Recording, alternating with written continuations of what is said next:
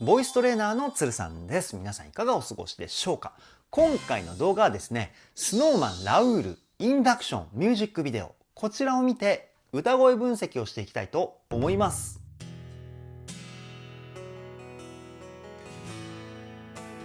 つるさんのボーカルルーム。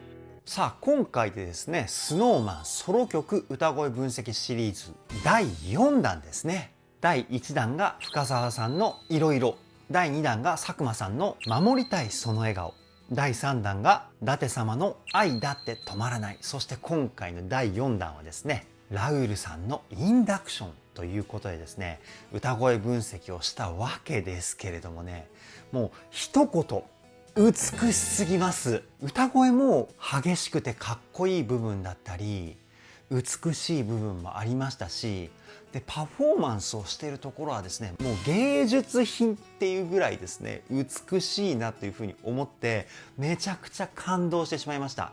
で今回の内容はですね、最初に歌声分析というふうに言っているんですけれども、ラウールさんのインダクションの楽曲の進行上半分ぐらいがリアクションみたいな感じになってます。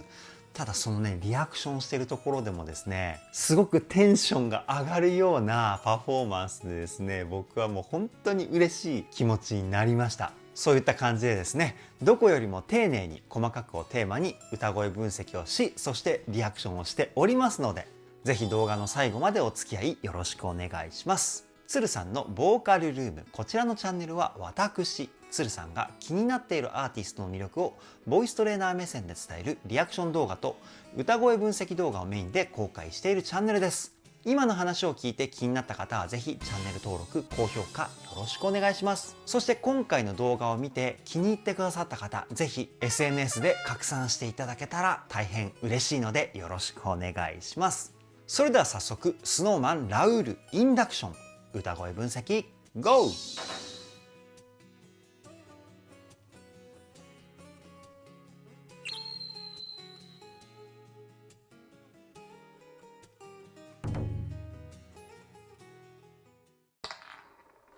お、真っ暗な中にラウールさん。こうふわっと始まるわけね。なんかこうじわじわね、盛り上がってきてる感じが、次に何が来るのかっていう期待感がね、こう出てきますよね。続きいきますよ。こっからね、どうなっていくのか。お、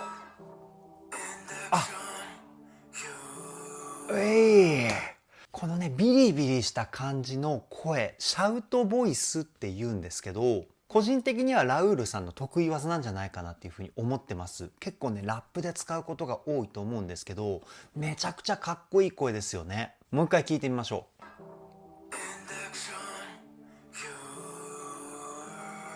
う。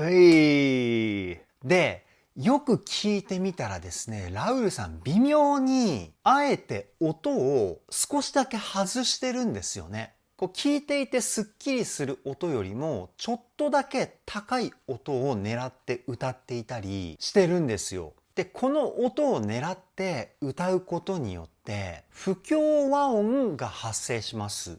で、不協和音っていうのは多くの方が使ってはいけない音とかいうイメージを持たれていると思うんですけど、実は音楽上全然そんなことなくて、使い方によってはめちゃくちゃかっこいい雰囲気が出るんですよ。で、今のラウールさんの歌めちゃくちゃかっこいいじゃないですか。不協和音の魅力をですね、最大限に発揮してる歌かなっていうふうに僕は思います。で、実際不協和音の多い音楽ジャンルとしてはジャズとかはですね、ものすごいいっぱい不協和音出てきます。でもおしゃれでかっこいい雰囲気じゃないですか。不協和音っていうのはちゃんと音楽のルールを守って使えばめちゃくちゃかっこいい音なんですよ。で、その不協和音をね、しっかり狙って歌ってるラウールさんの歌の実力やばいですよね。次いきますよ。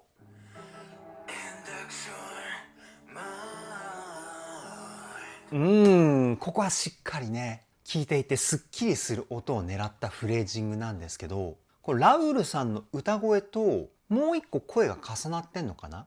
1 オクターブ低い音で同じメロディーをこう歌ってるような、そんな感じの音の重なりだと思うんですけど、もう一回聴いてみましょう。ほらほら。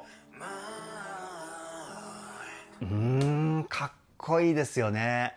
で、さっきシャウトボイスの説明したと思うんですけど、シャウトボイスとですね、もう一個テクニックを使ってます。それは何かっていうと、ウィスパーボイスっていう声にですね、息の音を混ぜた歌声。ビリビリしたかっこよさもあり、ふわっとした空気感もある、ものすごい魅力が詰まった歌声ですよ、ラウールさん。次いきますよ。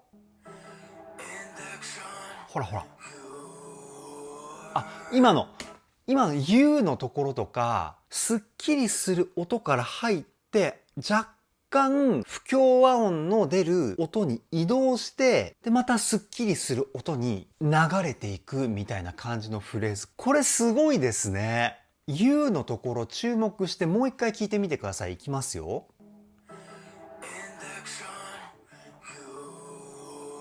ほらほらほらほら。ゆーっていう風にちょっとこう音が下がるんですよ。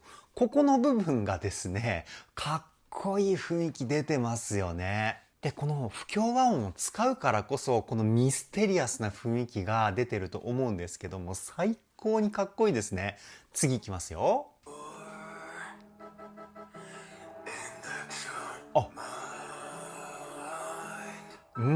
すごいね。やっぱりソロ曲だからこそ発見できたラウールさんの歌声の凄さってのもありますよね。もともとスノーマンで歌っている時からラウールさんの歌声めちゃくちゃかっこいいし、表現のバリエーションも豊富だっていうふうに思っていたんですけど、やっぱソロ曲はまた一味違った魅力ありますよね。で、音域としては低音域って言われる割と低い音域を歌ってると思うんですけど、しっかりとね、体を使って出してるかっこいい歌声。で、声の響き的にはですね、かっこよくて太い声を作るために必要な肺の中の空間、胸腔共鳴。こちらがメインになってます。この響きをですね、いっぱい使うと、歌声がめちゃくちゃ安定してくるんですよね。で、聴いてる側もホッとする雰囲気が声から伝わってくる歌声になってくるというか、もう一回聴いてみましょう。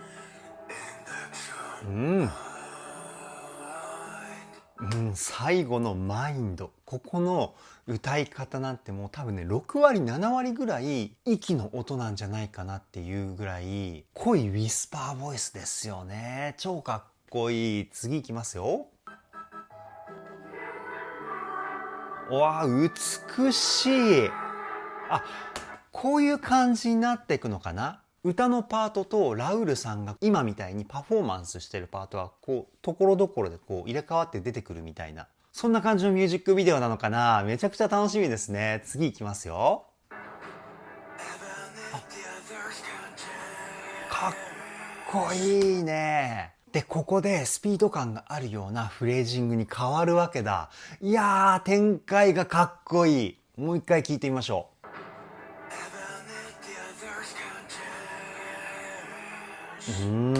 英語の発音も素晴らしいし、リズムの躍動感を出すために、ところどころで音を切ってるんですよね。音楽用語ではスタッカートって言うんですけど、スタッカートを使って歌うことによって、音を切ったところはこうグッとブレーキが効いたようなニュアンスが出ますし、で、音を切った後の音はですね、アクセントって言われる強い声に変わるんですよ。で、強い声と弱い声が生まれることによって、今みたいな躍動感だったり疾走感がある雰囲気が出てくるんですけど、いや、ほんといろんなテクニックを持っていて素晴らしいですよね。次いきますよ。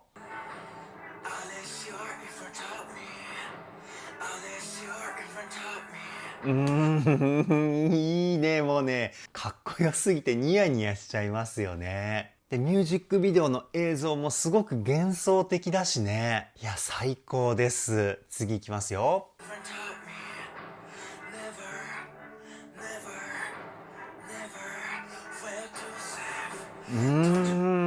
最後のセーブ。ここもね、ほとんど息ですよね。で、声に息を混ぜて歌うっていうのは、実際すごく難しいんですよね。この声を説明するとですね、声になっている息と声になってない息、これが同時に出ることによって、ウィスパーボイスとして口から声になって出ていくわけですけど、通常の歌声よりも息をですね、めちゃくちゃいっぱい使います。なので長いフレーズを歌うのがすごく難しいテクニックなんですよね、ウィスパーボイスは。で、息がなくなってくると当然体にも力が入りやすくなって自分が持っている声の魅力をダウンさせてしまうデメリットっていうのも存在するテクニックなんですけど、もうラウールさんのウィスパーボイスは完璧ですもんね。めちゃくちゃかっこいい。もう一回聞いてみましょ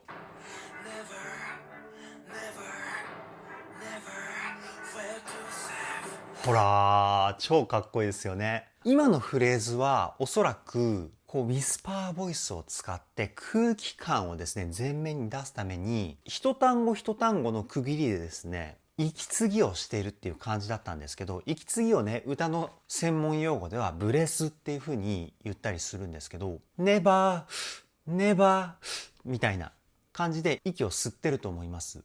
そこで吸った息をですね、もう全部吐き切るんじゃないかっていうぐらい歌声に息を混ぜてるラウールさんの歌声、最高ですね。次いきますよ。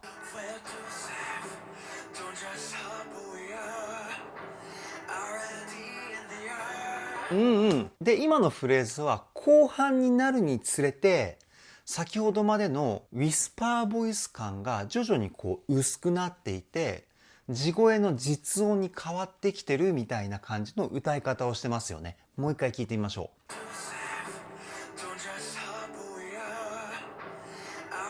ほら、うっすら息の音は混ざってはいるんですけれども、この一個前のフレーズに比べたらだいぶ息のサラサラって音が消えてきて、歌声にね、力強さが乗ってきているというかね、息の音のコントロールでこれだけ歌の雰囲気を変化させるっていうのもですね、ものすごいテクニックですよ。次いきますよ。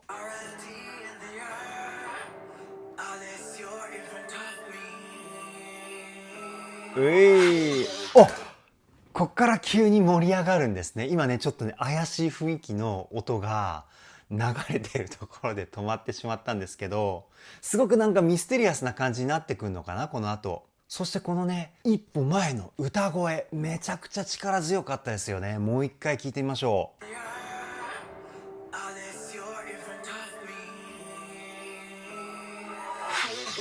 ほら、若干加工されてんのか、You're more みたいな感じの音になってますよね。加工は入ってるんですけど、実際のラウールさんの歌声はですね、しっかりとした強い地声を使ってるポイントだと思います。その直前まではね、ふわっとした雰囲気を作って、急にドカンと強い声を使うことによって、こっから盛り上がりますよっていう雰囲気作りをしてるんじゃないかなっていうふうに僕は推測します。もう一回聞いてみましょう。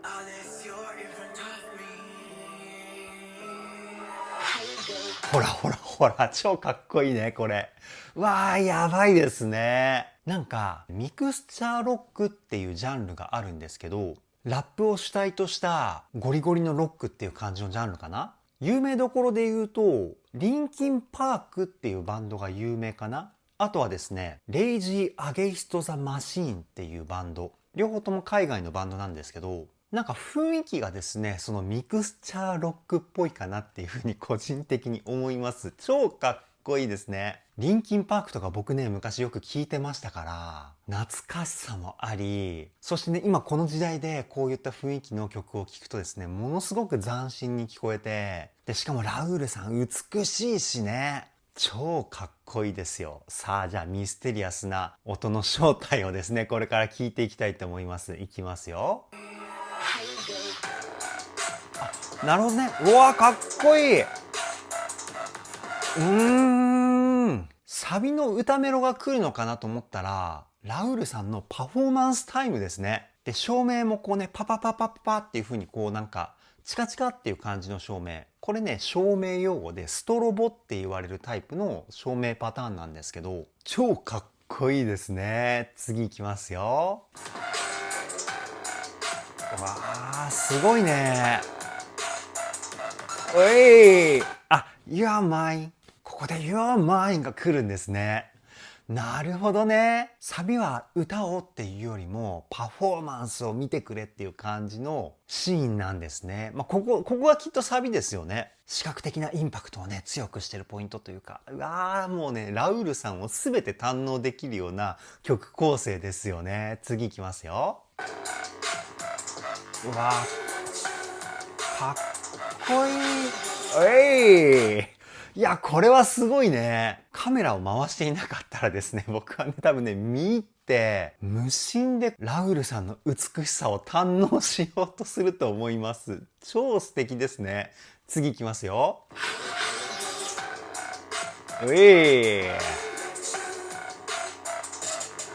わー、これ、かっこいい。なんか僕がやると全然かっこよくないのはなんでだろうね。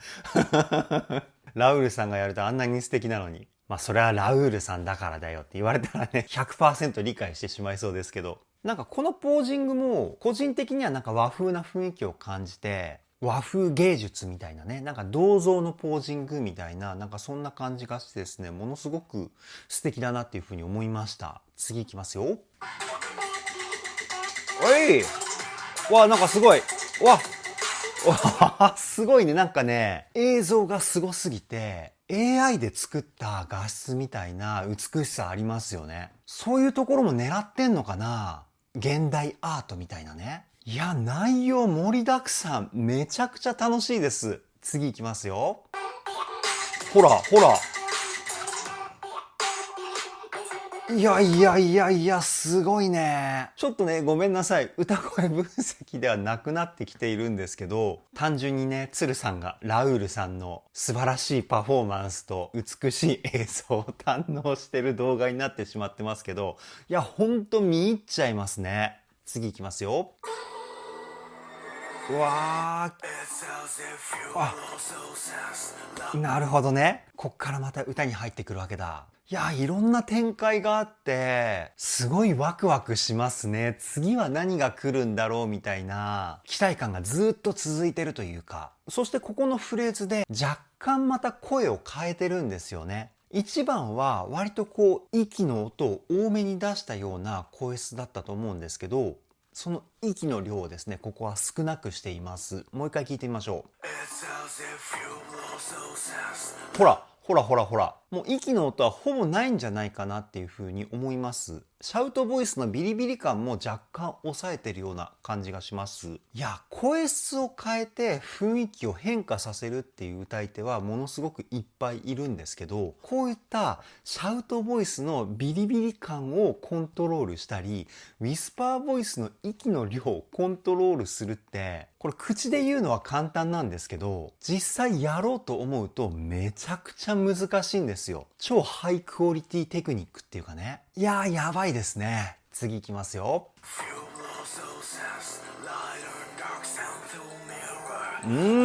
で、声の出し方も少し変化したかな？ 1 番と比べて。1番は胸の響きを中心にしていたんですけど、2番はですね、それプラス鼻のですね、鼻腔共鳴。こちらの響きも少しだけ足されているような声になってます。で、鼻の響きっていうのは声の音色をコントロールしたりするポイントなんですけど、ただシャウトボイスを使ってる時は声の音色ではなくてビリビリ感をコントロールするために使ったりするんですよね。もう一回聞いてみましょう。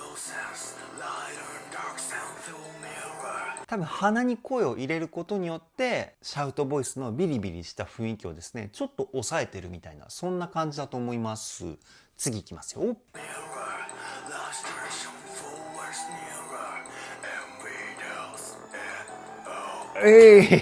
すごい低い声出ますよね。僕は出ないな。で、ラウールさん身長高いじゃないですか。身長が高い人は、やっぱりね、僕身長176センチなんですけど、ラウールさん確か190センチぐらいありますよね。この身長の違いで首の長さもですね、実際変わってくるわけですよ。で、首の長さが違うっていうことは、声が響く首の中の空間の広さも変わってきますよね。こういう空間が広い人ほど低い声が出たりします。あとは首の長さが長い人ほど声帯の長さも長いんですよね。声帯が長いっていうことは、これも低い声が出しやすいような声帯の作りっていうことにもなるんですけど、ラウールさんはね、その自分の体をですね、フルでコントロールする歌の実力を持ってるっていうことですよね。いや、素晴らしいですね。次いきますよ。あ、なんかすごい面白いフレージングですよね。低いパートのラウールさんはラップっぽい感じで歌ってるんですけど、高いところはですね、メロディアスなメロディーを歌ってるんですよね。でもリズムは一緒っていう、僕こういうフレーズ初めて聞きましたね。めちゃくちゃかっこいい。もう一回聞いてみましょう。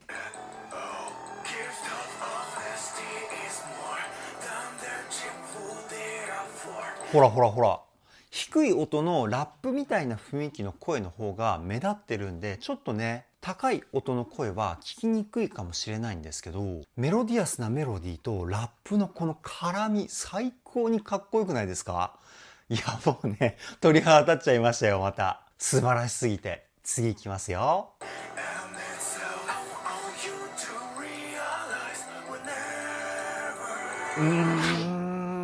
すげえかっこいいですね。今聞いたところはですね、高い音でメロディアスな歌のフレーズがどんどん音域が上がっていくのに対して、低い音はほんと低いところでそのままラップっぽい雰囲気をキープしてるっていうね。すごくこの2パートのフレーズに自由な雰囲気を感じてですね、またまたかっこいいなって思っちゃいました。もう一回聞いてみましょう。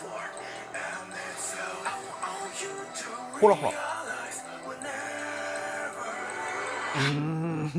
素晴らしすぎる、これは。もう本当にね、歌声の芸術って感じだと思います。メロディーの作り方がものすごく凝っていて、すごく勉強になります、僕も。次行きますよ。お、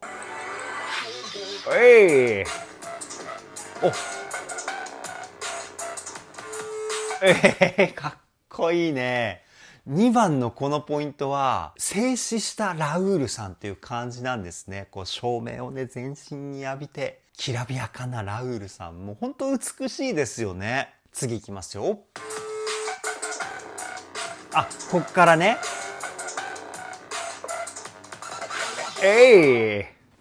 衣装が変わりましたよ。黒から白へ。白も似合いますよね。黒い衣装のラウールさんはクールな感じ。そして白い衣装になったラウールさんはですね、もう美しさがさらに増しているというかね。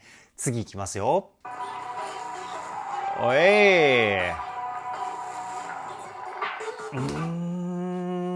なんか女性みたいな美しさですよね。白い衣装を着たラウールさんは。いや、本当にいろんなラウールさんを見せてくれますね。次いきますよ。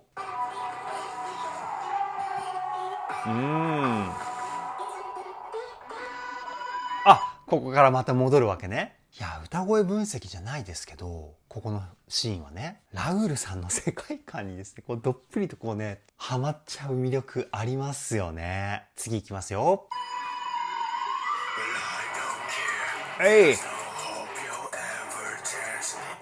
かっこいいね。今のラップがですね、先ほど僕が言ったミクスチャーロックの雰囲気をすごく感じれる声というかね。だから1番の時のラウールさんの声の使い方と今のポイントはほぼ同じような感じの声で歌っているんですけど、やっぱラップになるとすごいロック感を感じますね。もう一回聞いてみましょう。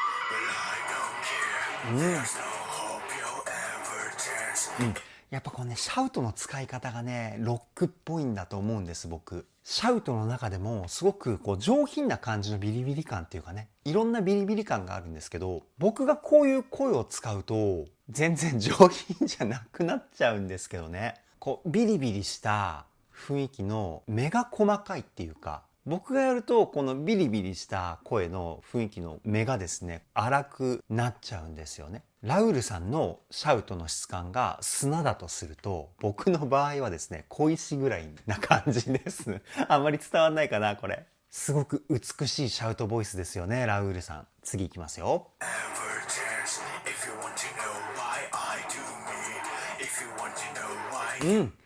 そっか。すいません、今更なんですけど、歌詞が英詞じゃないですか。だからミクスチャーロックの雰囲気を感じたっていうのもあるかもしれないです、僕。先ほども言ったように、僕が聴いていたミクスチャーロックは海外のバンドなので、歌詞が全部英詞なんですよね。それかもしれないですね。で、このかっこいいラウールさんの歌声、めちゃくちゃハマりますよ。次いきますよ。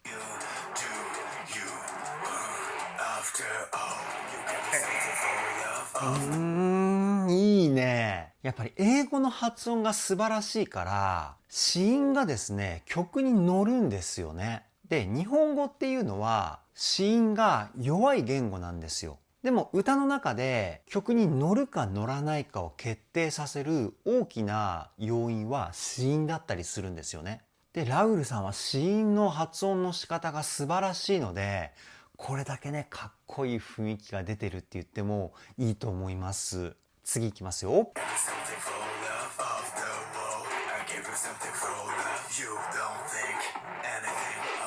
ほらほら、もうサッサッサッっていう感じで子音が出てますよね。しっかりと前に。いや、これは素晴らしすぎますね。で、子音が強く発音されることによって、言葉一つ一つも聞き取りやすいっていうところにもつながってきますし、最高ですね。次いきますよ。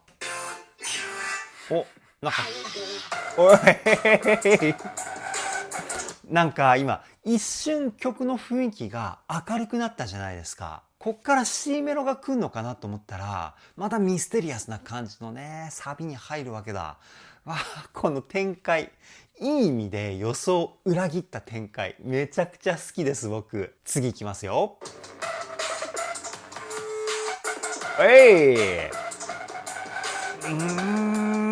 かっこいいね。もうシャンデリアの下にラウールさんも、こういうゴージャスな雰囲気もすごく合いますよね。もうね、合わない雰囲気がないんじゃないかな、ラウールさんは。次いきますよ。あ、ラウールさんが、いた一瞬だけラウールさんが見えましたね。ラウールさんが消えてね、どのタイミングで登場するんだろうと思ったら、一瞬パッて出てきましたね。こっからどうなるんだろう。また次が楽しみですね。いきますよ。そういう感じ。徐々にこう。なるほどね。徐々にラウールさんの登場シーンがこう増えてくるわけだ。っていうかね、ずっとそこにいたと思うんですけど、やっぱ照明の関係で、ラウールさんの存在が分かりやすいタイミングと見えないタイミングがあって、後半になるにつれて、ラウールさんの存在がこうどんどんね、大きくなってきてるというか。次いきますよ。いやー、これはね、僕昔、チームラボっていう、ごめんなさい、僕もね、あんまり詳しくはないんですけど、知人に紹介されて、なんかこう、映像の芸術展みたいな感じかな。